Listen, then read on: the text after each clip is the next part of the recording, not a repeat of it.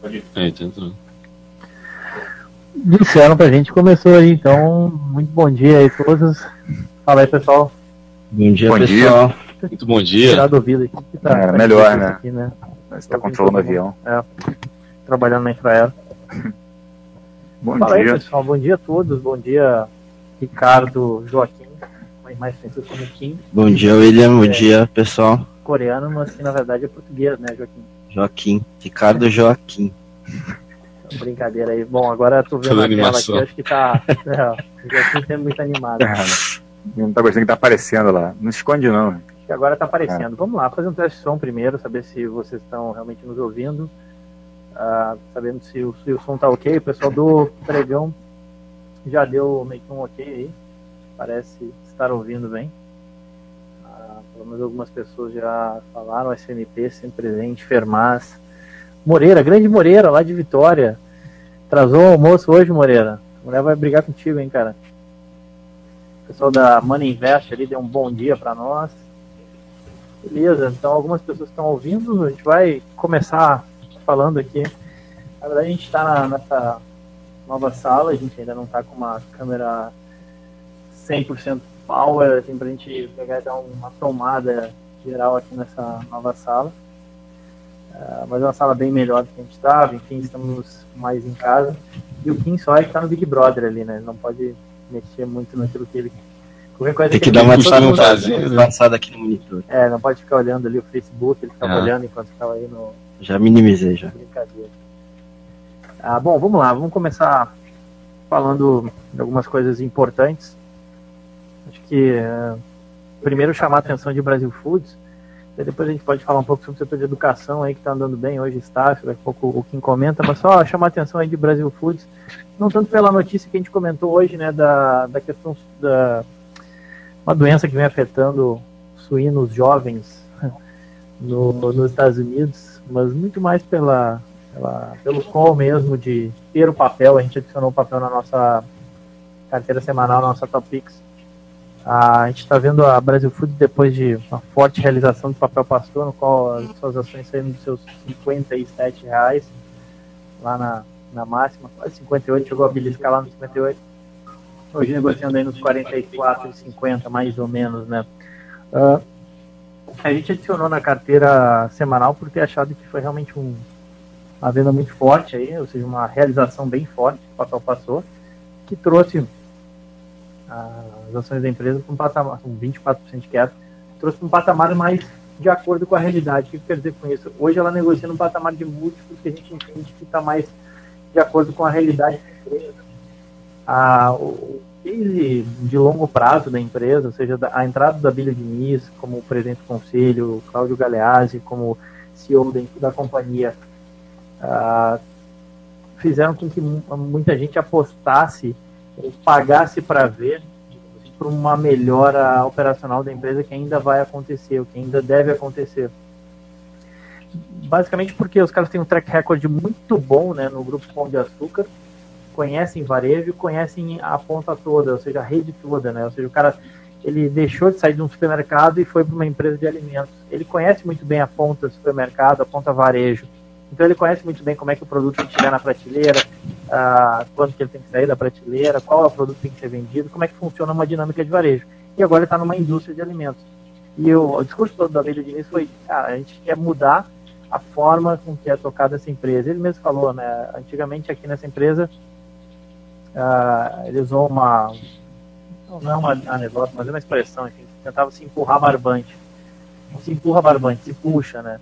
O que ele quis dizer com isso? Que antigamente todas as decisões da companhia, de produto, de quantidade produzida e até mesmo de preço, eram tomadas muito mais pela área industrial, ou seja, como uma forma de otimizar o processo e alavancar a produção, e muito menos pelo time comercial, e que isso iria se inverter, que o foco está em entender muito bem a ponta, a demanda, e com isso fazer as medidas que forem necessárias em termos de indústria para atendimento dessa demanda.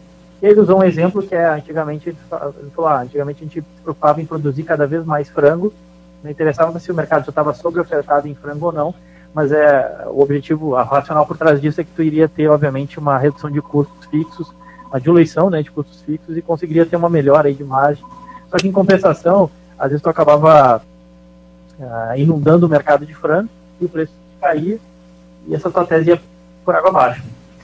Então ele usou esse exemplo, né, para chamar a atenção de como que seria tocada a empresa agora. O mercado comprou isso e começou a colocar na conta que a margem da empresa chegaria a 16, 17, 18 até por cento lá em 2016, por exemplo. Isso é bastante? Isso é margem que eu digo de geração de caixa, margem EBITDA. Isso é bastante? Para uma empresa que tradicionalmente trabalhava com uma margem de 9 a 11%, 12%, quem sabe, é uma mudança realmente de postura, é uma mudança de, vai lá, mais 50% de melhor, é bastante coisa. O mercado colocou isso na conta e, de fato, se colocar na conta que ela vai entregar uma margem dessa magnitude, vai acabar achando muito valor em Brasil Foods. Como a gente é mais cético em relação a isso, eu acho que agora, depois de toda essa queda, o papel ajustou, um trade direcional, de curto prazo, faz sentido, a gente acha interessante a exposição em Brasil Foods. A gente pensou, inclusive, no long short contra a JBS, que eu também vejo com bons olhos, também acho que pode ser bom, só que a gente não tem BTC em JBS, então é isso que atrapalha um pouco contra esse trade. E em relação à JBS, a gente tem ainda uma expectativa de um resultado bom, né, para quarto trimestre, então pode ser temerário ficar vendido nesse papel. Beleza? Então, assim, sobre Brasil Foods, eu ia chamar atenção para isso e o comentário do Kim aí sobre staff, sobre as empresas de educação, né, a gente teve uma novidade importante, e como é um setor que tem sido a vedete aí entre os setores, acho que vale a pena sempre comentar. Beleza, Will. Fazer um comentário, acho que uma notícia bem relevante que saiu ontem foi que o MEC descredenciou a Gama Filho Universidade, duas das maiores instituições de ensino superior lá do Rio. E antes a gente já tinha visto que o MEC já tinha suspenso os vestibulares de ambas as instituições, mas agora de fato eles descredenciaram, quer dizer, todos os alunos terão de ser transferidos para, enfim, outras instituições. É óbvio que, enfim, as duas elas vão entrar com recurso, etc., mas o MEC já deixou claro que daqui 5 dias eles já vão soltar o edital de como o estudo vai acontecer, enfim, a gente vai ter mais detalhes disso. Mas, enfim, querendo ou não, é muito bom isso para o Estácio das Abertas. Peraí, tem gente ligando aí. Estácio das Abertas é a que tem mais representatividade lá no Rio. Só para a gente ter uma noção, o Estácio hoje tem mais de 300 mil alunos e quase metade da base está lá no Rio. Então, assim, marca muito forte lá e a gente vai ver como que vai ser o detalhe, enfim, como vai se dar essa transferência e, enfim, e se vai caber o recurso da Gama Filho da universidade, mas ela tende a ganhar muito market share com isso lá, porque a Gama Filho e a universidade juntas, elas têm cerca de 35 mil alunos, tá? Assim, um número de alunos relevante, por mais que, enfim, a Estácio não consiga captar todos, já é um número relevante para a região e para a Estácio em si. Acho que hoje Estácio está subindo 2,30. Acho que é muito por conta disso. Enfim, quando eles tinham soltado que os vestibulares tinham sido suspensos, enfim, era uma notícia boa, mas o ganho era marginal, porque, enfim, não tinha muita gente entrando já numa faculdade que está com tanto problema há cerca de 2 anos. Mas esse descredenciamento é de fato bem mais relevante e a gente vai acompanhar o que o MEC vai falar, enfim, sobre recursos, sobre o edital e como que a Estácio vai poder captar isso. Acho que de Estácio, só reiterando que Estácio é a nossa preferida do setor, muito por conta da visibilidade. Croton, a Anhanguera. Croton tem um management muito bom, enfim, a gente gosta do setor inteiro como um todo, mas com relação a Croton e a Anhanguera, a gente tem algum risco ainda do CAD restringir, enfim, falar que vai ter que vender alguns ativos, então a gente tem algum risco ali, então o caminho não é tão claro assim quanto para Estácio, que já tem um caminho claro de ganho de margem, enfim, entrou agora em São Paulo com essa aquisição da Uniceb, vai ficar forte em AD também, e AD, se a margem é maior, tende a puxar a margem para cima também, então EAD, FIES, etc., vai puxar o crescimento do setor e está bem posicionado, o caminho bem claro de ganho de margem e crescimento. Então, por isso a nossa preferida do setor e teve esse news flow positivo agora. Tá? Esse é um pouco da nossa noção aqui do setor de educação. Acho que aproveitando, então, saindo de educação, aproveitando para o Celso dar a palavra dele de Petrobras da semana, né? Que isso. São 2 vezes por semana. Só para não perder o costume. Não, é que o NFK perdeu aqui algum comentário da reunião do conselho da Petro. Final do mês.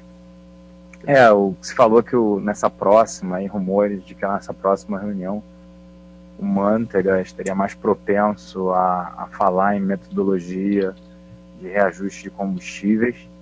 A Graça teria convencido, né, o Manteiga, mas que a Dilma já tinha vetado. Não vamos falar sobre isso. Papo encerrado. Então, se a Dilma falou, está falado. Não tem como discutir. A gente continua cético, né? A empresa vai continuar sofrendo aí por conta de não reajustar combustíveis, e como a gente falou, com a captação, a empresa acaba tendo uma necessidade menor de caixa e não precisaria reajustar combustível. Por incrível que pareça, né? Esse não seria o racional correto. Mas na hora dela bater na porta do governo e falar, olha, preciso de reajuste, o governo vai falar, olha, você captou 11 bi, teve uma demanda para mais de 33 bi da dívida, então não faz sentido você agora ficar chorando aqui por reajuste de combustíveis, porque você tem caixa, você consegue captar mais 20. Então só volta no segundo semestre. Então é um papel que vai continuar sofrendo, não tem motivos porque andar, ainda tem todos os problemas nas refinarias, a gente tem um call short, né, através da nossa análise técnica, o Lauro soltou já isso, e a gente permanece cético com o ativo, é para ter o ativo mesmo. Beleza, só respondendo rapidamente aqui a pergunta do Gian. O Will chegou até a responder pelo chat, mas a gente já está com um calendário aqui de resultados, a gente extraiu do Bloomberg. É bom chamar atenção, né? Às vezes não lembra, esquece que tem o radar, né? Exatamente, tá. Vai estar no radar XP. Tá saindo aqui? Tá. Beleza. Vai estar no radar XP, já vai atualizar para esse radar que a gente enviou segunda-feira. Então, quem quiser, só dando um brief aqui com relação ao calendário, se inicia com Cielo no dia 28 desse mês e vai terminar só no dia 13 de março com JBS, CLC Agrícola. E na verdade vai ter gente que vai entregar depois disso que ainda não tem data, tá? Isso. Não vai acabar dia 13 de março, não. Né? Então, já vai ter que trabalhar bastante. Normalmente, as empresas divulgam 45 dias após o fechamento do trimestre, só que nesse final de ano, eles têm normalmente mais tempo para divulgar, né? Até porque é o consolidado de todo o ano. Então, a gente vai estar atualizando o radar dessa segunda-feira, já subiu na intranet, isso, enfim. Vai estar atualizado, quem quiser, só buscar ali análise, categorias, radar XP e baixar a planilha. Então, vai ter uma aba contendo toda a relação de resultados e a data, inclusive se é after ou before. Isso. Antes ou depois antes ou depois do fechamento do mercado, enfim. Tem ali e o período, né? Se vai ser trimestral ou anual, enfim. Se vai ser consolidado e, dependendo da metodologia da empresa, tem aquela aba ali de período. Beleza? Só deixar isso bem claro. Beleza. O pessoal falou que o som do Celso tá meio ruim, é isso? Testando, é ok. Teve gente aproveitando, teve gente que perguntou de hipermarcas. O Carlos da Euroinvest, que falou que na verdade o som estava ruim, ele perguntou da hipermarca, se a gente teria algum comentário? Não, acho um papel bem caro, tá? Embute aí um crescimento absurdo, ele negocia 23 vezes lucro para esse ano, então quer dizer, é mais caro do que uma Ambev, por exemplo, não tem o apelo, digamos assim, que tem a Ambev para esse ano, com o ano de Copa do Mundo, então não teria o ativo, tá? A gente até discutiu via análise técnica se valeria a pena um short no papel no início do mês, mas eu não teria o papel, a gente acha o papel muito caro, como eu falei, embute um crescimento muito grande atualmente, então não teria. Tem outros ativos, como uma Natura, por exemplo, até uma Ambev para ter, negociam hoje a múltiplos baixos, né, preço sobre lucro historicamente, tu vê nesses níveis, nesses patamares. Show. Celso, aproveitando, na verdade, teve uma pergunta do SMP bem legal, e até pra gente aproveitar, né, que a gente conversou também na Topix sobre o setor de construção. A gente pensou, poxa, de repente a semana pode ser uma semana de recuperação, um repique, né, pique técnico, depois de uma semana carregada na semana passada, com a bolsa caindo, a gente poderia ver alguma recuperação nessa semana. E a gente conversou sobre o setor de construção. É sempre um setor que tem um beta elevado, né? Então, se a gente quisesse dar um pouco de pimenta na carteira, o setor de construção seria um setor interessante. A gente teve algumas prévias operacionais. E a pergunta do SMP foi o seguinte: será que a alta no preço dos imóveis, verificada nos últimos meses, está ajudando as imobiliárias a aumentarem a sua VSO? Venda, velocidade sobre oferta, né? Venda sobre oferta. A pergunta é sempre falar um pouco sobre construtoras, né? Que sempre dá pano para manga. Não acho que é isso que influencia, né? Só respondendo, não acho que é o valor do imóvel influenciar na velocidade sobre oferta, na venda sobre oferta, porque venda sobre oferta nada mais é do que um percentual do estoque, então não muda. Se você falar em valor de venda, esse ano ter crescido em relação ao passado 32%, o quarto TRI de 2013, por exemplo, pegando da Cirela, comparado ao quarto TRI de 2012, e ela ter lançado menos, sim, aí é o preço influencia. Mas na venda sobre oferta não influencia, porque você vai pegar, tem 1 milhão de apartamentos, vende 200, vende 20% na oferta, então não faz diferença nenhuma o valor do imóvel. Faz, como eu citei, o valor da venda, né, o financeiro, que aí faz, como eu citei. Se ela lançou 28% a mais, vendeu 32%, o preço está embutido no preço melhor do imóvel. Sobre o setor, as prévias têm surpreendido positivamente, a PDG e a própria Cirela, que divulgou ontem à noite, as prévias operacionais, elas têm surpreendido positivamente, na linha tanto de vendas, quanto na linha de VSO, que é essa velocidade sobre a oferta. Eles estão conseguindo, nesse quarto TRI, vender um estoque, né, digamos assim, isso é bom, né, voltar para casa de 20%, acima de 20%, que é o ideal, ficar entre 20% e 25%. Se tiver, aí demoraria, digamos, 4 a 5 trimestres, né, 1 ano. Esse é um número muito bom para você vender, né, você girar o seu estoque, esse é o número ideal, mas a gente viu no terceiro TRI, tinham empresas com 10%, 12%, isso é um número muito ruim. Nesse quarto TRI, parece que melhorou, né, deve ter intensificado o marketing, a propaganda, muita gente antecipando, né, para um ano como pior, 2014, como a gente vem falando, né, a gente assim está chamando a atenção do setor, tá? Alguns papéis nos chamam a atenção, a própria Cirela negociando próxima BURG, uma MRV próxima BURG.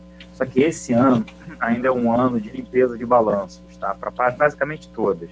Você teve um ano de lançamentos, né, 2010, 2011, né, você tem um ciclo de caixa aí de 2, 3, até 4 anos, dependendo de quanto você comprou o terreno, lançou, vendeu e entregou. Então, esse ano, a gente tem falado para as empresas, é o ano que vai se limpar balanço. Por exemplo, uma MRV, por que ela negocia um pouco abaixo de book? Porque ela está entregando um retorno do seu patrimônio de 10%.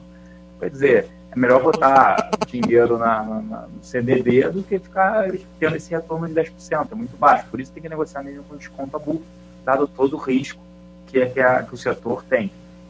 Quando ela voltar a entregar 14%, 15%, óbvio que o mercado vai corrigir, ela vai negociar um prêmio do book dela, do patrimônio dela. Mas esse ano, as empresas ainda não esperam uma grande melhora por conta disso. Ainda tem muitos lançamentos feitos em 2010, 2011, até 2012, que estão sendo entregues. Esses lançamentos têm um retorno menor. Por que tem um retorno menor? Todo mundo começou a lançar muitos imóveis, teve uma competição muito grande, uma briga muito grande por terrenos, acabou diminuindo a TIR, né, a taxa interna de retorno desses empreendimentos. E como está limpando a base agora, eles só devem ver uma melhora para o ano que vem. E esse ano de Copa do Mundo, né, quando a gente fala, poxa, a Copa do Mundo é bom para consumo, depende, é bom para a Ambev, é bom para a Cielo, é bom para a Valide. No caso, para múltiplos também. No caso da Copa do Mundo, para venda, varejo, venda de imóveis é ruim, porque você aumenta o número de feriados. Esse ano a gente postergou, né, tem até um calendário, não sei quem foi que enviou, até a gente recebeu o Daniel Cunha que repassou para a gente. Hong Kong. Calendário meio de brincadeira, assim. É engraçado, né? Primeiro TRI, feriados. Aí que como o carnaval é final de março, meio de março, né? Início de março, acaba sendo feriado. Aí você tem abril com muitos feriados também. Você tem Páscoa, Tiradentes. Aí maio, trabalho. Aí você tem trabalho. Junho, Copa do Mundo. Julho, Copa do Mundo. Agosto, ressaca da Copa do Mundo. Aí setembro, o pessoal trabalhando. Já outubro, novembro, dezembro, o pessoal já esperando Natal, eleições. Então não teria muitos dias úteis. Esse ano tem que ser o recorde em número de feriados. Então isso é ruim, né? População endividada, alta de juros, inflação. Então acho que não seria óbvio para o mercado financeiro antecipo. Se a gente começa a vislumbrar uma melhora para ano que vem, uma melhora nas companhias em relação ao retorno, a gente tem que estar preparado para de repente começar a comprar os ativos de real estate no meio do ano, né? Então é só destacando, a gente gosta de alguns ativos, acha que alguns ativos podem andar. A gente vem falando isso, uma Visa é muito mais por um movimento especulativo, uma Cirela e mesmo a MRV é por empresas mais redondas que num ano melhor, estou negociando próximo ao patrimônio, podem andar, mas tem que entregar um retorno melhor. Óbvio que o mercado antecipa, mas esse ano ainda deve ser um retorno menor, já antecipando melhor para o ano que vem. E outras empresas que são, digamos, mais redondas e está mais na mão, né, mais no controle do acionista majoritário. Uma Elba, uma Exetec, que negocia com prêmio. O pessoal perguntou da Iven até, né? Iven, uma boa empresa negociando abaixo de book, dando um retorno melhor, a gente gosta, a prévia foi muito boa, a gente gosta desse ativo, mas é o que a gente falou, o cenário macro, né, não é um cenário tão bom, mas a gente gosta, né? A própria direcional, que aportou um bom operacional, uma boa prévia operacional, até o anúncio de mais de R$1 bilhão esse ano, Minha Casa Minha Vida, né, e ela está inserida, mais de 80% das vendas estão todas na Minha Casa Minha Vida, faixa 1, né, que é aquela faixa até R$1.600 do direcional, e aí a gente também gosta desse ativo. A gente continua não gostando de PDG, Rossi, né, por todos os problemas e restauração que as empresas vêm fazendo. Beleza. Um comentário de construção que sempre dá pano para manga. A gente olhou até para uma carteira semanal, mas fica difícil acertar o cavalo nesse setor, né? E é um setor de high beta também. A gente optou por não adicionar na nossa carteira. A gente também não acredita num movimento de forte correção de bolsa, acreditando que a bolsa podia dar uma porrada essa semana. Isso falando da carteira semanal, né? E tem ativos, né? E além disso, né? Como vários ativos sofreram, como foi o caso da Brasil Foods, né? Exato, quer dizer, uma Natura também, que vem sofrendo bastante. Então a gente prefere ativos que a gente conhece e sabe, poxa, é difícil uma surpresa aqui negativa, né? Quer dizer, dado e o nível de valuation que essas companhias têm. A prova operacional pode ser boa no setor de real estate e os números ruins, que o cara foi e desovou o estoque, vendeu com um preço pior. Aí você fala, pô, a prévia, vendas foram boas, velocidade sobre estoques também boas. Só que quer dizer, dentro desse número tem muita coisa para ser analisada. Cash burn, né, que é a queima de caixa, né, ele queimou muito caixa, vendeu estoque mais barato para desovar estoque. Isso é ruim, né? Então, a gente fica muito mais tranquilo, digamos assim, com ativo, por exemplo, desse, como a Brasil Foods. Show. E aproveitando, aí, falar com o Thiago lá, que está quase dormindo, não? Não, tô aqui. Falar um pouco sobre os comentários polêmicos aí envolvendo a Caixa e como isso pode afetar o Banco do Brasil, né, ou não. E também teve gente, na verdade, tem uma pergunta ali do Carlos da Visão sobre a Sambi, né? Uhum. Com essa distribuição de dividendos, né? O Guto estava olhando alguns long shorts, a gente já teve um long short que foi meio traumático com o Sambi. Isso. Mas acho que vale a pena comentar aí. Enfim, começando por Sambi aí, eu vi até pergunta, foi o Carlos da Visão. Sambi, com essa distribuição de dividendos, muda alguma coisa? Questão de fundamento da empresa? Não, absolutamente não. É um dividendo extraordinário, ou seja, um planejamento da empresa, vai restituir os acionistas, dado o excesso de capital que a empresa tem, ou seja, vai distribuir patrimônio líquido. Na verdade, é uma estratégia de otimização do capital da empresa. Ela distribui patrimônio líquido e emite uma dívida subordinada, ou seja, uma dívida de longo prazo no exterior, para preencher esse espaço. Ele continua com a mesma Basileia, ou seja, o case não muda, continua sendo um banco com desconto e com justificativa para estar nesse patamar, ou seja, a Sambi hoje está tradando aí um patamar 0,80 o preço de patrimônio, entregando retorno baixo, com um pouco de dificuldade de evoluir na margem financeira com o cliente, evoluir no volume de carteira da instituição. Ele apresentou até uma melhora em termos de inadimplência, mas a gente ainda continua com preferência para Itaú Unibanco, com certeza. O que o William estava falando com relação ao que a gente estava acompanhando era sim uma oportunidade, comprado em Itaú, vendido em Sambi, porque deu entrada no estatístico ali, mas o evento ainda não passou. Lembrando que fica ex amanhã já, então vamos acompanhar, ver como é que se desenvolve. Enfim, pode gerar oportunidade sim. Mas lembrando que Sambi vai divulgar o resultado já no dia 30 desse mês. Então, lembrando que ele, pelo desconto, qualquer fato com relação ao desenvolvimento bom de lucros, ou ele conseguindo entregar uma evolução de margem financeira, reduzindo bastante na inadimplência, pode alavancar a instituição. Ou seja, se você tem um desconto muito grande e você muda uma perspectiva, eu sei que num trimestre é bem difícil mudar o case da instituição, mas o mercado sempre é exagerado, né? Se você tem algumas linhas principais com uma melhor perspectiva, ele já precifica como se isso aí fosse projetado ao longo do tempo.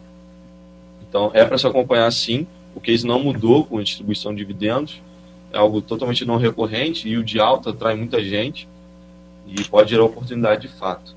Com relação à Caixa, foi uma notícia vinculada aí no fim de semana, um tratamento contábil que a instituição fez, ou seja, pegou aquele passivo que era, na verdade, algo em torno de 720 milhões de reais e transformou em ativo, alegando que as contas tinham um erro cadastral. Isso aí é verdade, a instituição financeira pode cancelar o cadastro se ocorrer algum erro nesse sentido, só que ela não pode constituir isso como um lucro. O procedimento correto seria, depois de uma estrutura legal, ele alocar isso no Tesouro Nacional, ou seja, isso não poderia ser traduzido em resultado final. E foi o que ocorreu.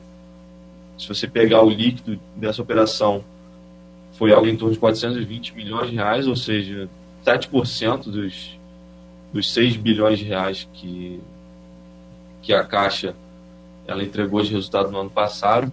Então, isso foi algo bem significativo, contribuíram também para o superávit do governo. A Caixa agora está alegando que ela conseguiu um vácuo ali em termos jurídicos, mas é de fato irregular. Então, o Banco Central já determinou que ela provisionasse o valor, ou seja, ela vai ter que reajustar isso no balanço desse ano, e isso aí pode gerar alguma dúvida se esse processo não ocorreu no Banco do Brasil, que está sob a mesma gestão. Enfim, isso aí já foi precificado ontem, a gente mandou na reunião matinal algo nesse sentido, só que é algo para acompanhar, né? Não tem como provar que o Banco do Brasil realizou a mesma operação ou teve o mesmo tratamento contábil. Polêmico, no mínimo. No mínimo polêmico. Enfim. Até aproveitando que você está falando, né, falar um pouquinho de BB Seguridade, o que a gente acha, qual a sua opinião. O Papa sofreu bem aí nesse início de ano, nessa virada. Dando oportunidade, né? Por isso, até queria chamar a atenção. Isso, já estava na nossa carteira semanal, né? Já está semanal, mensal. Tá em todas as carteiras all-in. Na dividendo. Está na recomendada, dividendos e top picks. Né? Mas aí é uma oportunidade também, para quem não está comprado na carteira. Ainda. Isso. Na verdade, a gente tem bastante confiança no case BB Seguridade, já falei várias vezes sobre isso. É um nicho bem resiliente, né? A gente tem muita desconfiança com relação ao desempenho econômico nesse ano. Então, se você tem uma empresa que provavelmente tem um crescimento contratado, só pelo fato de baixa penetração da base de clientes do Banco do Brasil, você já tem um case bem interessante. Lógico que não é nenhuma pechincha, né? Continua sendo um ativo um pouco caro, com 17 vezes earnings, 7 vezes book, mas entrega resultado e tem ainda a possibilidade de ganhar escala, aumentar a rentabilidade, enfim. A gente tem bastante convicção no case, sofreu bastante por um movimento de saída de recursos, né, da Bolsa, principalmente no início do ano. E agora está conseguindo retomar. Né? É uma oportunidade, está na Top Picks, vale acompanhar. E lembrando que o resultado de quarto trimestre sempre é bem forte, porque chega muito próximo do período de apurar metas das pessoas que são responsáveis por distribuir os produtos de biosseguridade. Ou seja, estou falando dos gerentes de banco, pessoal que tenta aí se esforçar para bater as metas e ganhar bônus. Então é um baita de um incentivo, sempre no segundo ou no quarto trimestre. Enfim, os dados da SUSEP foram bem claros em apontar que continua com um crescimento bem interessante, todas as subsidiárias de biosseguridade, em especial o segmento de capitalização, que tem uma rentabilidade alta. Enfim, a gente continua seguindo nessa tendência de carregar o ativo mesmo para o médio e longo prazo, e agora surgiu essa oportunidade de curto prazo e botou na Topix. Como é o UFC, compraria agora nesse nível? Depende do horizonte de tempo. Para resultado. Para resultado eu compraria, eu acho que é uma boa tendência. Que dia que é resultado? Deixa eu procurar aqui. Deixa que eu vejo, continua falando aí que eu vejo. Enfim, acho que é isso, o resumo é esse. Sai dia 13 de fevereiro. 13 de fevereiro, menos de um mês. Exatamente. Então vale a pena, acho que ainda tá um pouco underperform ali na Top Picks. Tem ainda como corrigir, no mês também está abaixo do Ibov. Não tem muita justificativa, senão fluxo. Aqui que para baixo foi Petro, Vale e Siderurgia, digamos assim. Isso, a performance ainda está um pouco abaixo do Ibovespa, para ver visibilidade. Enfim. A índice performance seria maior ainda se você expulgar Petro, Vale e Siderurgia, por exemplo. Isso, sem dúvida. É quase positivo, ela caindo 4,5 ainda. Isso. Então é uma oportunidade, né? Acho que é um bom ponto de entrada. Beleza. Show! Para comprar BB Seguridade. Aproveitando e respondendo ao amigo André da Questor sobre Gerdau, que vem pesando bastante. Na verdade, a gente teve uma reportagem no Valor que chamou a atenção que a CARF, que é a Câmara Superior do Conselho Administrativo de Recursos Fiscais, da Receita, ele deve julgar no final do mês o primeiro caso de uso do ágio interno, né, que é tratado contabilmente de goodwill. Basicamente o que as empresas fazem, eventualmente quando elas investem em pesquisa e desenvolvimento, ou mesmo quando elas criam uma nova forma de produzir algo, ou enfim, ou mesmo quando se trata de marca, geração de valor através da avaliação de marca da empresa, pode amortizar isso ou não, jogar isso como uma despesa ou jogar isso como um ativo que você tem no balanço. Tem até essa questão aí com relação a BVMF Bovespa. Isso, exato. Então, assim, é uma questão contabilmente que não é nada trivial, que não é nada simples, que deve gerar bastante polêmica. E isso, assim, poderia afetar negativamente a Gerdau. O que tem a ver o Conselho Administrativo de Recursos Fiscais julgar isso? É porque, dependendo da forma como tu contabiliza isso, vai te gerar mais ou menos despesa, mais ou menos amortização, e isso influencia o teu lucro. Se influencia o lucro, influencia o quanto de imposto tu paga, né? Então aí dá para entender o porquê que o Conselho Administrativo de Recursos Fiscais teria interesse em avaliar isso, tá? É uma notícia potencialmente negativa que fica no pipeline aí para a Gerdau, que deve talvez pressionar. Fala-se de um valor assim bastante alto, se não me falha a memória, algo em torno de 1 bi de real. Para você ter uma ideia, BVMF está em torno de 6 bi. Então, se isso é alto para a Gerdau, imagina para a BVMF. Então, assim, é um negócio, conforme falei, bastante polêmico, mas que pode manter as ações da Gerdau pressionadas, tá? Então, vale ficar de olho. Fora isso, em termos de resultado, o resultado da Gerdau, ele tende a ser, comparativamente às demais meninas CSN, ele não deve ser tão forte. Por quê? Porque são empresas que se beneficiam muito mais pela questão de câmbio. Teve uma melhora de câmbio aí substancial para essas empresas. Melhora que eu digo é a desvalorização mesmo do real frente ao dólar, isso é bom para elas. Isso acaba alavancando muito mais resultados da CSN, que exporta minério de ferro, e também pela questão concorrencial, que aí também é bom, tanto para a CSN quanto para os Minas. Então, o resultado da Gerdau, não estou falando que vai ser um resultado ruim, mas é porque tem uma melhora significativa na economia norte-americana, enfim, vem tendo uma melhora muito boa na economia norte-americana e a Gerdau se beneficia disso. Mas a gente viu alguns dados aí ao longo do trimestre a respeito de Brasil, que ainda é o principal mercado da Gerdau, que geraram uma certa preocupação, especialmente com importação por mais que esse câmbio esteja ajudando, a Turquia hoje em dia ela tem um excesso muito grande de oferta de vergalhão, e ela vem inundando o mercado americano e também estaria atrapalhando um pouco a Gerdau aqui internamente. Enfim, é algo que fica meio no radar. Então, como de resultado, não dá para esperar grandes coisas da Gerdau, mas não acho que essa underperformance dela tenha a ver muito com o resultado, e talvez com essa questão mais pontual aí do CARF julgando isso no final do mês. Beleza? O Thomas, um abraço. O Thomas perguntou sobre Souza Cruz, a gente até pode comentar daqui a pouquinho, mas a gente teve algumas perguntas. Lelis Blanc e Gafisa. Quer comentar alguma coisa? Eu já tinha comentado. Olha, a Julius tem estado falando já, um papel que até performou bem, Gafisa. Não vejo motivos agora para comprar esse ativo, ele já performou bem, vendeu a parte dela em Alphaville, 70%, fica muito mais agora exposta. A parte da tenda que ela ainda está melhorando, está vendo se consegue gerar caixa para a companhia. Deve reportar uma prévia operacional também boa, mas eu não compraria esse ativo nesses níveis. O outro foi Lelis Blanc. O que tu achou da nova coleção?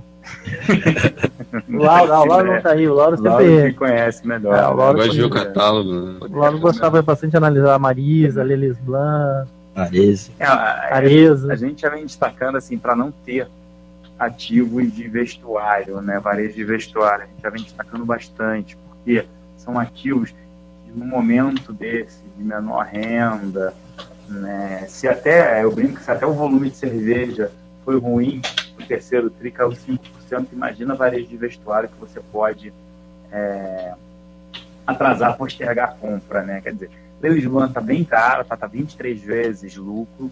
Eu não teria, comparando até Hering, a própria loja Gênero, Hering está negociando a 13, 14 vezes lucro para esse ano, a loja Gênero negociando a 16, quer dizer, não faz sentido o Lelis Blanc negociar a 23. Tem um crescimento, abertura de lojas, tudo isso. Uma boa parte da abertura de lojas acabou canibalizando, que eles abriram várias marcas, lojas próximas essas lojas novas acabaram canibalizando as vendas das lojas antigas, quer dizer, eu não vejo esse crescimento todo, acho que não vale a pena ter o papel. A gente não gosta de varejo de vestuário, permanece fora, principalmente porque o varejo de vestuário ele depende de crédito, porque muitas das compras são financiadas porque é um ticket médio mais elevado, então não teria esse tipo de ativo agora na carteira. Beleza, o Celso não gostou muito da coleção da Lelis Blanc. Kim, tu que tá rindo aí, fala alguma coisa. De Lelis Blanc? Isso acontece com o nosso Ricardo. É comentar da coleção, mas bom, deixa para o próximo. Eu posso fazer um comentário aqui de DASA rapidinho? Deve, e também já aproveita e comenta de ALL, tua visão sobre essa relação toda aí com a Cosan. E Marco Polo, pronto, para encerrar. Beleza.